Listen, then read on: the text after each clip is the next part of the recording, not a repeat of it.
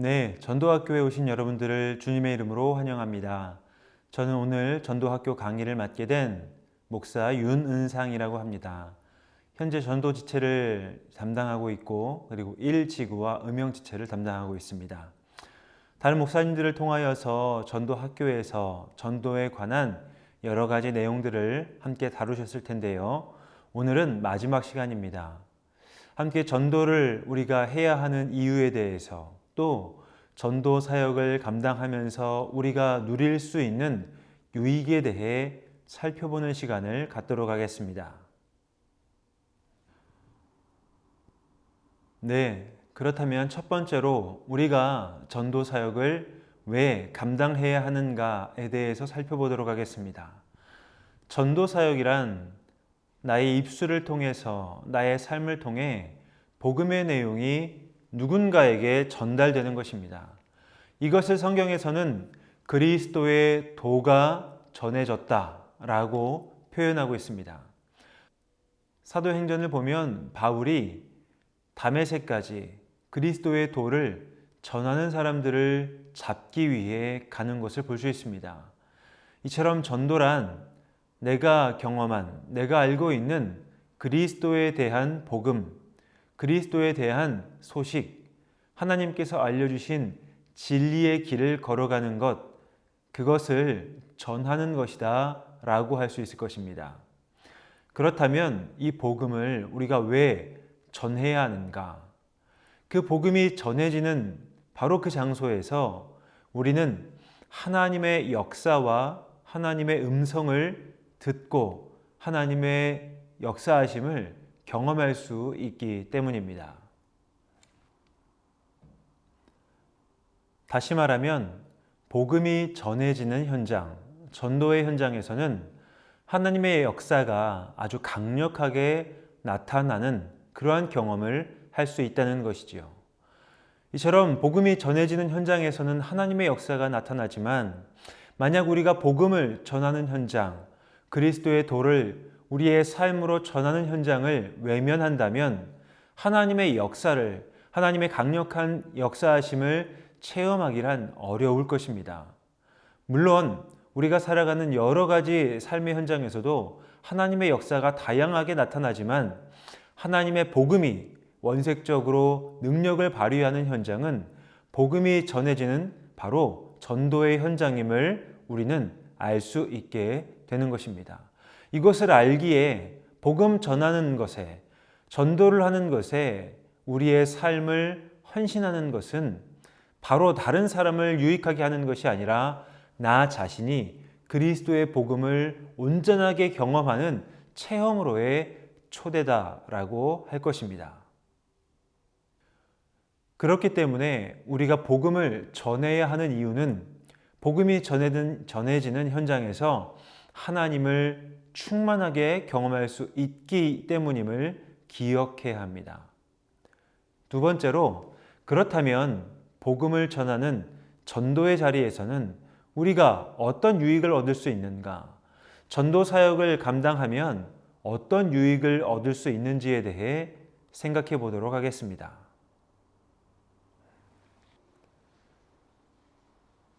복음을 전할 때 우리가 얻을 수 있는 유익은 먼저는 우리가 복음의 내용에 대해서 아는지 모르는지를 확인할 수 있는 유익이 있습니다.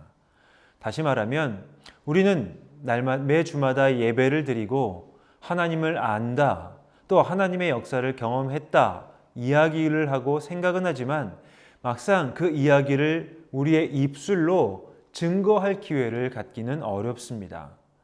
내가 예수 그리스도께서 어떤 분이신지, 그분이 어떤 일을 하셨는지, 그리고 예수님이 십자가에서 죽으신 것이 나에게 어떠한 영향을 미치고 있는지 우리는 생각은 하면서도 실제로 고백해 보기가 어렵다는 것이지요. 누구에게 그런 고백을 해보겠습니까? 전도를 하는 현장에서는 내가 경험한 예수 그리스도, 그리고 그 예수님이 그리스도 되신다라고 하는 이 복음의 내용이 나의 입술을 통해 밖으로 전달이 되어야 하는 것이지요. 누군가를 가르쳐 보신 분은 알 것입니다. 내가 누군가를 가르치려고 할 때, 무엇에 대해 가르치려고 할 때 그것을 잘 알지 못하는 상태에서 가르치려고 한다면 가르치려고 하는 나도 그 내용에 대해 헷갈리게 되고 그 내용을 전달받는 사람도 그 내용을 온전하게 알기는 어렵다라는 사실을 우리는 경험적으로 알고 있습니다. 그래서 복음이 전해지는 그리스도의 전도의 현장에서는 내가 알고 있는 복음이 무엇인지, 그 복음이 나에게 어떤 영향을 미쳤는지에 대해 우리는 이야기하고 그리고 그 내용을 확인해 볼 수 있게 되는 것이죠.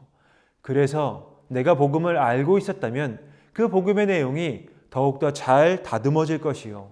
내가 복음의 내용에 대해 잘 알지 못했다고 한다면 그 복음의 내용에 대해서 복음이 무엇인지에 대해 다시 한번 확인해야겠다. 다시 한번 가다듬어야 되겠다라고 하는 생각을 할 수 있는 기회가 전도의 현장에서 얻을 수 있는 유익입니다. 그렇다면 우리가 복음 전하는 현장에서 복음의 내용을 잘 전달하지 못했을 때 어떤 기분이 들겠습니까? 좌절감과 실망감이 들지 않을까요? 그런데 그런 기회가 내가 다시 한번 예수 그리스도가 그리스도 되신다라고 하는 그 예수님이 하나님의 아들이심을 고백하게 하는 너무나도 소중한 기회가 된다는 점에서 우리는 전도 현장에서 맞닥뜨리게 되는 실패를 감사할 수 있게 되는 것이지요. 전도 현장에 나가지 않는다고 한다면, 내 입술로 복음의 내용들을 전달해 보지 않는다고 한다면 내가 복음을 모르고 있다는 사실까지도 우리는 경험할 수 없었을 것이니, 전도 현장에 나가는 유익 첫 번째는 바로 내가 그곳에서 내가 복음을 알고 있는지 모르고 있는지를 다시 한번 확인할 수 있는 유익이 있다라고 할 것입니다. 우리가 복음을 전하는 자리에서 누릴 수 있는 유익은 내가 복음을 아는지 확인하는 것이라 했습니다. 그곳에서 전도하는 과정 가운데 복음을 제대로 전하지 못하는 것이 또한 큰 유익임을 생각해 보았습니다. 우리가 그 경험을 해야 하는 이유는 무엇일까요? 그 경험을 통해서 예수님께서, 내가 전해야 하는 대상인 예수님께서 하나님의 아들이시요 그리고 그분의 죽음이 나를 구원하는 유일한 길이었음을 우리는 나의 입술로 먼저 고백할 수 있게 되는 것이지요. 당시 사람들에게도 예수님은 사람이었습니다. 그런데 그렇게 한 사람이었던 사람의 삶을 바라보니 그의 말과 그의 사역과 그의 죽음과 부활이 예수라고 하는 사람이 하나님의 아들이었구나라는 고백으로 이어지게 된 것이지요. 사람이 하나님의 아들임을 고백하게 되고 그 하나님의 아들로 인해서 나도 죽음으로부터 자유함을 얻었다라는 복음이 비로소 나 자신의 고백이 되는 것입니다. 전도의 자리에서 우리는 예수가 그리스도이시고 그리고 그 그리스도로 말미암아 나도 이 땅에서의 죽음의 권세로부터 자유함을 얻어 하나님의 자녀가 되었다라고 하는 그러한 복음을 고백할 수 있게 되는 것이지요. 이 예수가 그리스도이심을 고백하는 자리가 전도의 자리요. 그 고백이 다른 사람의 고백이 아니라 나의 고백이 되기에 나 자신을 다른 사람들 앞에서 초라하게 생각하지 않고 복음에 합당한 자로 하나님의 자녀라고 하는 당당함을 가지고 살아갈 수 있게 되는 것입니다. 그러므로 하나님의 사람으로 살아가는 정체성을 확인하는 자리가 바로 복음이 전해지는 전도의 자리임을 우리는 기억해야 합니다.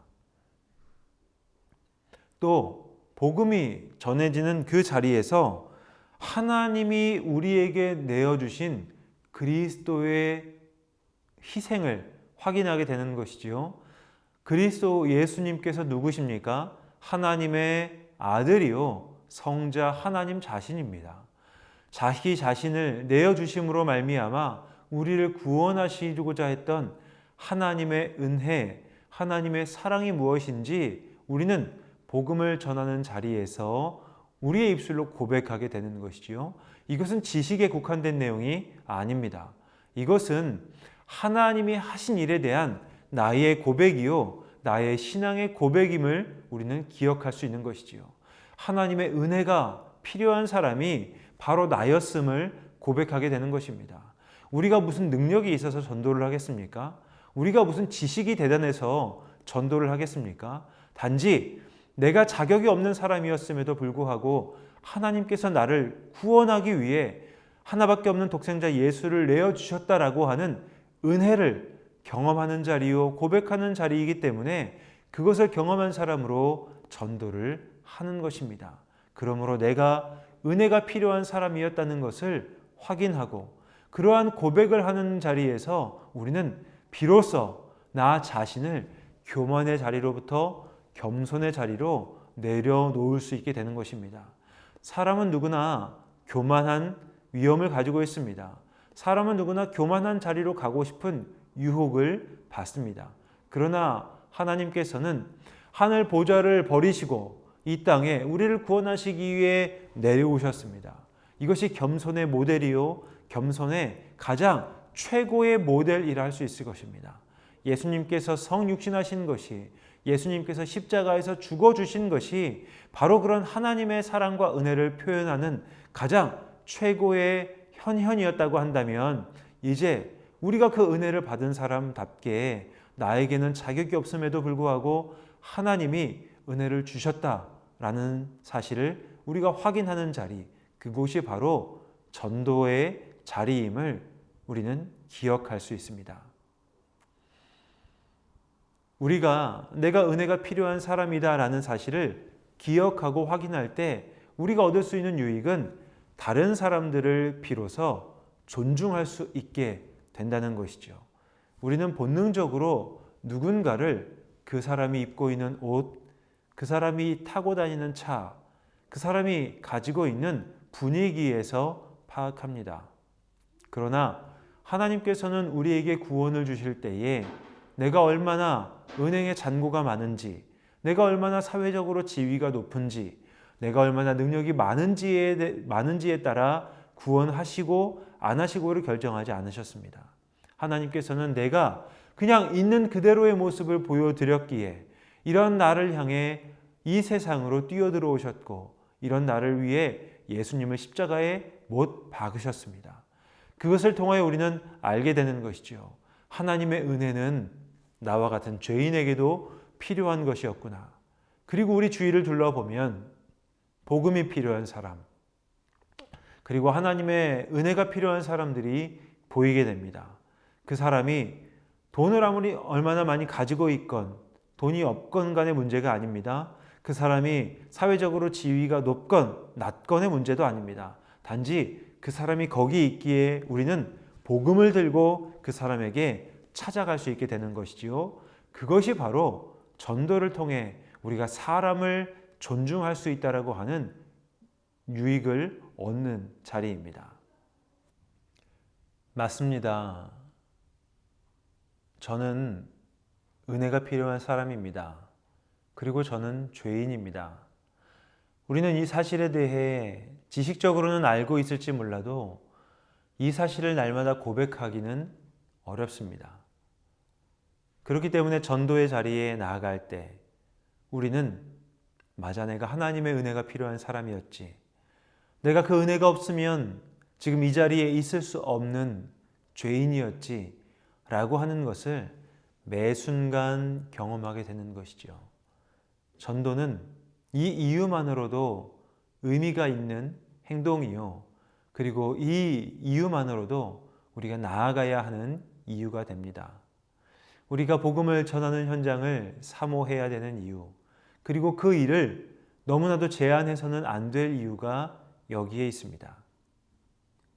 이제 전도를 해야 하는 두 번째 이유를 생각해 보아야 할 텐데요. 그것은 우리가 이웃을 전도를 하는 현장에서야 비로소 제대로 볼 수 있다라고 하는 것입니다. 우리는 사람에게 기대를 합니다. 저 사람이 저렇게 옷을 입었으니, 저 사람이 저렇게 외모를 갖추고 있으니 저 정도의 수준은 되겠지. 또 함께 동역하는 사람들 가운데에도 저 사람이 저런 지위에 있으니, 저 사람이 저런 일들을 해왔으니 저 사람에게 이 정도는 기대해도 되겠지.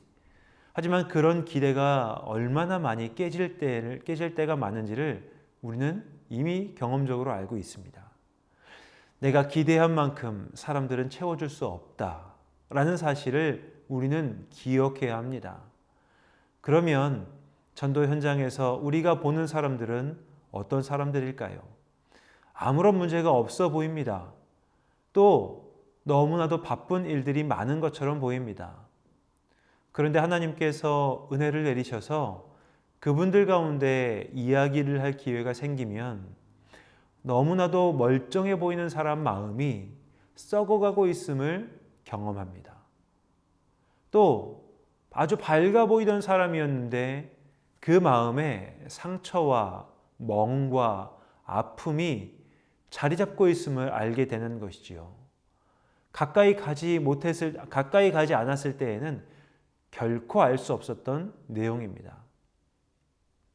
가까이 가지 않으면 결코 알 수 없는 내용들을 우리는 복음 전하는 현장에서 만나고 이야기하고 복음을 전하면서 깨닫게 되는 것이지요. 알게 되는 것입니다. 우리가 복음 전하는 현장에서 만나고 이야기하는 사람들을 통하여 우리는 사람이 얼마나 연약한 존재인지, 사람이 얼마나 죄성이 많은 존재인지를 깨닫고 경험할 수 있습니다. 그러하기에 그 사람을 향한 하나님의 마음을 느껴볼 수 있는 가장 확실한 장소가 전도의 자리인 것이죠. 이것은 비단 노방 전도에만 국한되지 않습니다. 우리가 누군가를 만나서 대화를 할 때에 대화의 내용 가운데 복음이 포함된다고 한다면, 대화의 내용 가운데 나를 위해 죽으신 예수 그리스도, 그분으로 말미암아 내가 변화된 삶의 증언이 고백되어진다고 한다면 바로 그곳이 복음이 기쁜 소식이 나누어지는 자리가 되겠지요. 그럴 때에 우리는 함께 이야기하는 사람들과 확인합니다. 나에게도 복음이 필요하구나. 나에게도 은혜가 필요하구나. 나도 죄인이구나 라고 하는 사실을 말입니다. 그 고백이 함께 공명되기 시작할 때 그 자리에서 성령 하나님이 강력하게 역사하십니다.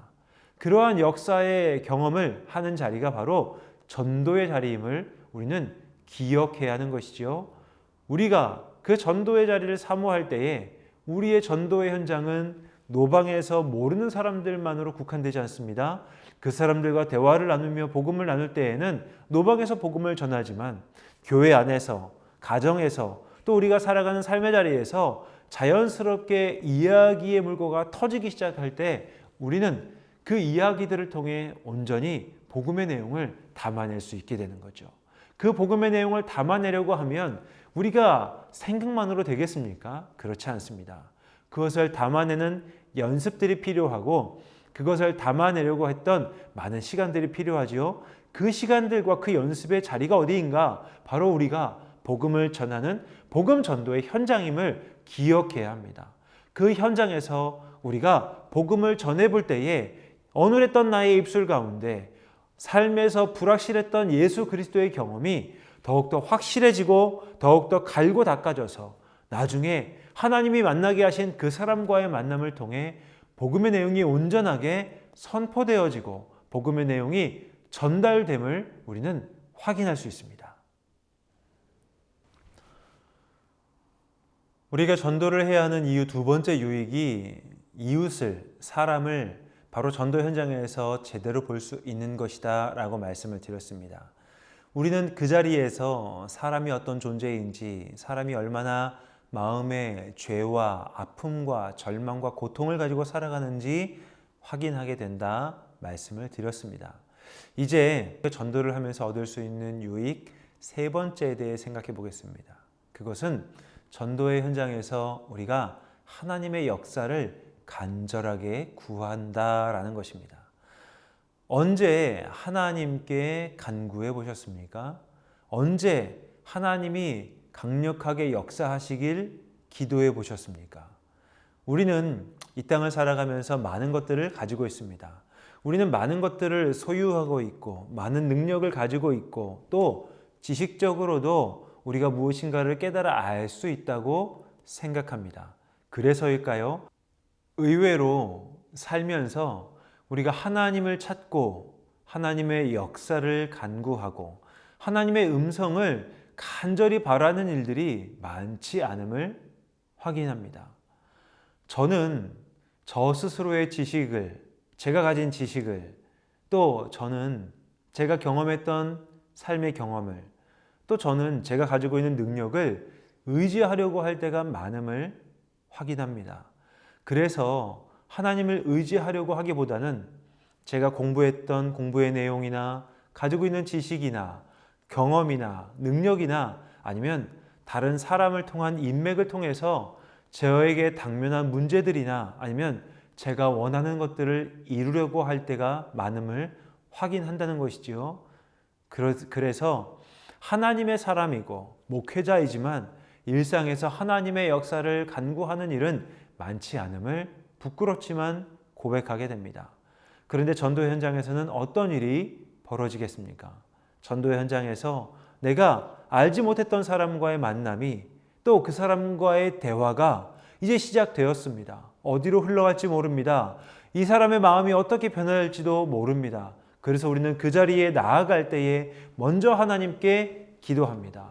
또한 하나님께 이 대화의 내용들을 의탁합니다. 하나님, 이 대화를 하나님께서 인도하시고 이끌어가 주십시오. 하나님, 제 앞에 있는 이분의 마음을 하나님께서 어루만져 주시고 하나님께서 챙겨주시고 하나님께서 변화시켜 달라고 하나님을 찾고 부르고 하나님의 역사를 간구하는 간절함을 갖게 되는 거죠. 어디에서요? 바로 전도의 현장에서 말입니다. 우리가 복음을 나누어야 되겠다라고 생각하면 하나님께 기도하게 됩니다. 하나님, 가장 적절한 타이밍에 가장 적절한 표현으로 하나님의 복음이 이 사람에게 맞추어질 수 있도록 인도해 주십시오. 바울은 고린도 전서에서 이와 같은 상황에 대해 이렇게 말을 하고 있습니다.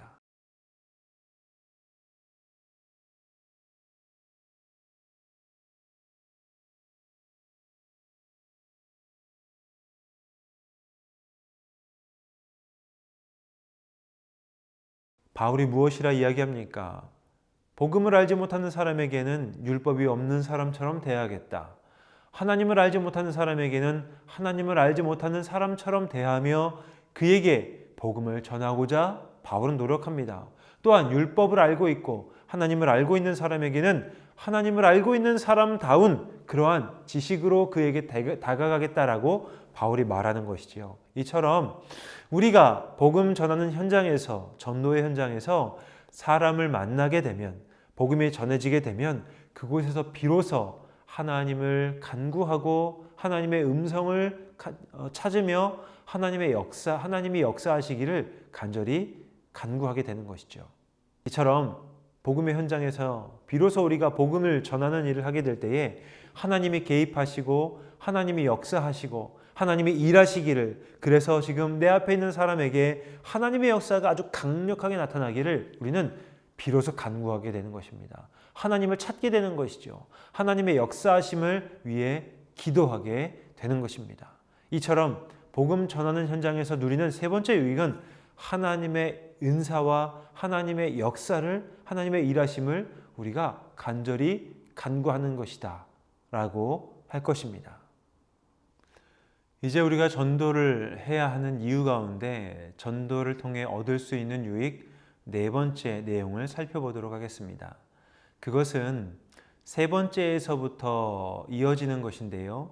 우리가 하나님 은혜 없이는 살 수 없는 존재이구나 라는 것을 깨닫는다는 것입니다. 복음을 전하는 경험을 통해 우리에게 하나님의 은혜가 없다면 내가 어찌 이렇게 살아갈 수 있을까를 생각하게 됩니다. 복음을 전하는 것은 하면 할수록 느끼는 거지만 나의 능력으로 할 수 있는 것이 아닙니다. 복음을 전하는 것은 나의 실력으로 할 수 있는 것도 아닙니다. 나의 입술의 언변의 화려함으로 할 수 있는 것도 아닙니다. 복음을 전할 수 있는 것은 내가 경험한 하나님의 경험이 있어야 되고 나를 향해 말씀하시는 하나님의 음성이 있어야 하며 내가 하나님의 일하심을 경험하고 난 이후에야 그 복음을 우리는 전할 수 있게 되는 것이지요. 그런 측면에서 우리가 복음을 전하며 얻는 유익은 내가 하나님 은혜 없이는 살아갈 수 없는 존재구나 라는 사실을 깨닫는 것입니다. 이러면 우리의 삶이 어떻게 변화되겠습니까? 내가 은혜 없이 살아갈 수 없다는 걸 알기에 우리는 하나님께 은혜를 구하는 그러한 기도를 하게 됩니다. 무엇을 기도하고 계십니까? 우리가 당면한 기도 제목 가운데 나의 기도 제목을 한번 쭉 적어본다고 한다면 그 기도 제목 가운데 하나님이 진정으로 기뻐하시며 바로 응답 주실 수 있는 기도 응답은 무엇이 있을까요? 그 가운데 하나가 바로 하나님, 저에게는 은혜가 필요합니다. 제가 그 은혜로 살아갈 수 있게 해달라고 기도할 때 하나님은 하나님은 우리에게 하나님의 은혜를 부어주시고 하나님의 은혜를 끊임없이 공급해 주심을 경험할 수 있는 것이지요. 그 하나님의 은혜가 우리에게 필요하다는 것을 깨닫는 자리, 바로 전도하는 자리입니다. 그 은혜가 부어지는 것을 경험하는 자리, 전도하는 자리입니다. 그리고 그 은혜가 필요함을 알기에 우리는 살아가며 하나님께 기도합니다. 하나님, 저에게 은혜를 부어 주옵소서. 하나님의 사랑을 부어 주옵소서. 내가 경험한 하나님의 사랑과 하나님의 은혜로 이 땅을 살아가겠습니다. 라고 기도하는 것, 그것이 바로 전도 현장에서 우리가 누릴 수 있는 네 번째 유익입니다. 네, 이제 우리가 전도를 해야 하는 이유 가운데 전도를 통해 얻을 수 있는 유익 다섯 번째 내용을 생각해 보겠습니다. 우리가 전도를 하면서 얻을 수 있는 유익이 많은데 그 중에 다섯 번째는 우리에게 신앙의 믿음의 동역자들이 생긴다라는 것입니다. 예수님께서는 제자들에게 복음 전파 사역을 하라 명령하시면서 그들을 둘씩 짝을 지어 보내셨습니다. 이처럼 예수님께서 자신들의 제자를 둘씩 짝을 지어 보내신 이유는 무엇일까요? 그것은 복음을 전하는 사역이 혼자 감당할 수 있는 사역이 아님을 예수님께서는 아셨기 때문입니다. 예수님께서도 사역을 하실 때에 혼자 그 사역을 감당하지 않으셨습니다. 제자들과 사역 공동체를 만들어서 그 사역을 감당하셨고, 예수님께서 병자들을 고치실 때에도 예수님의 개인적인 능력으로 고치시는 것이 아니라 자신과 함께 동행하시는 성령의 능력에 힘입어 병자들을 고치시고 천국 복음을 전파하시고 하나님의 나라에 대해서 가르치셨습니다. 이처럼 사역을 감당할 때에, 전도 사역을 감당할 때에 그 사역은 나의 힘으로, 나의 능력으로 할 수 있는 것이 아님을 우리는 반드시 기억해야 합니다. 우리가 이것을 기억할 때에 우리는 믿음의 동역자들을 찾게 될 것입니다. 내 주변에 있는 사람들을 바라보면서 저를 위해서 기도해 주십시오. 제가 이러이러한 사역을 하고 있으니 기도해 주십시오라고 기도를 부탁할 수 있는 그러한 중보 기도자가 있어야 한다는 것입니다. 나 혼자 신앙생활하는 것 말고 나와 함께 신앙생활을 하는 사람들과 믿음의 신앙 공동체를 이룩하고 만들어서 함께 동역할 때에 우리는 하나님의 역사를, 하나님의 능력을, 하나님의 일하심을 체험하고 깨닫게 되는 것이지요. 그것을 깨달아 알므로 말미암아 우리의 삶에 하나님의 일하심이 더욱더 풍성하게 경험되어질 것입니다. 우리는 지난 시간을 통하여서 우리가 전도해야 하는 이유에 대해서, 전도를 통해 얻을 수 있는 유익에 대해 살펴보았습니다. 지금까지 전도학교를 통해 많은 내용들을 들으셨을 터인데요. 그 내용들을 마음에 먼저 새기시면 좋겠습니다. 새겨진 생각들을 우리가 복음을 전하는 현장에서 실천해 보아야 합니다. 그 현장에서 우리가 복음을 전하려고 노력할 때에 많은 실패를 경험하겠지요. 많은 기쁨도 경험할 것입니다. 하지만 복음을 듣고 회개하며 하나님께 나아오는 사람들을 보는 기쁨보다는 우리가 이야기를 하면 그 이야기를 하찮게 생각하고 또 그것을 아주 대수롭지 않게 넘어가는 많은 사람들을 만나게 됩니다. 그들과의 만남 가운데, 그런 실패와 아픔 가운데 하나님이 우리에게 찾아오시는 것을 간구하시고 주님의 음성을 들어야 합니다. 그리고 그 음성을 들음으로 말미암아 우리는 하나님의 은혜를 체험하고 내 마음을 위로하시며 다시 한번 회복하게 하시는 하나님의 능력을 경험할 수 있습니다.